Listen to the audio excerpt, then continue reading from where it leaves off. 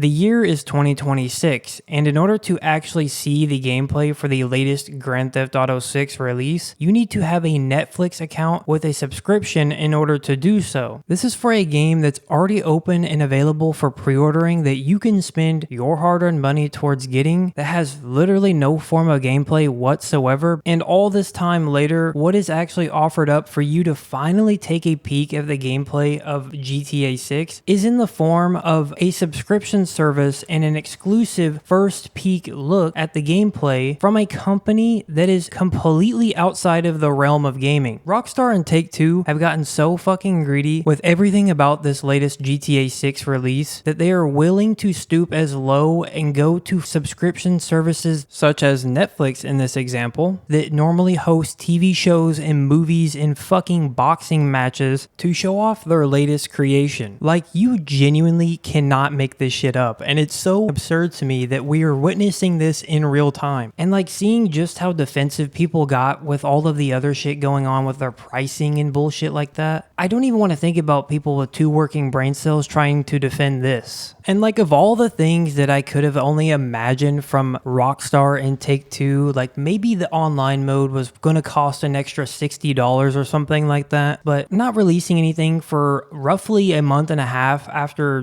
dropping the pre-orders for your game, to then having the next thing you come out with is saying, hey, we're going to show off our gameplay, but make sure you have a Netflix account to do so. Like, what kind of fucking dystopian lifestyle are we living right now? Keep in mind, this is all after the fact that we're seeing multiple moves away from physical media from practically every single corner of the gaming industry, to seeing this continued push for more live service slop games and more subscription services than we can count, to having one of the biggest, if not the biggest company in the gaming industry literally just flat out say that in order for you to watch the trailer or the ad for their game, you need to pay even more money to do so from another company that is hosting their own subscription service to do it. And just seeing how openly nonchalant they do that kind of shit, we now get to see this, something so gluttonous and corrupt, right in front of our very own eyes. Like, it genuinely doesn't even feel like Rockstar is making any of these decisions at this point. Like, it looks like just some parody fan account doing this kind of stuff. Because shit like this is something that they have literally clowned and frowned upon in their previous games all of the time. Like, I don't know. I guess they just lived long enough to see themselves become the villain or something like that. You know, something else I actually just thought about while I was sitting here looking over this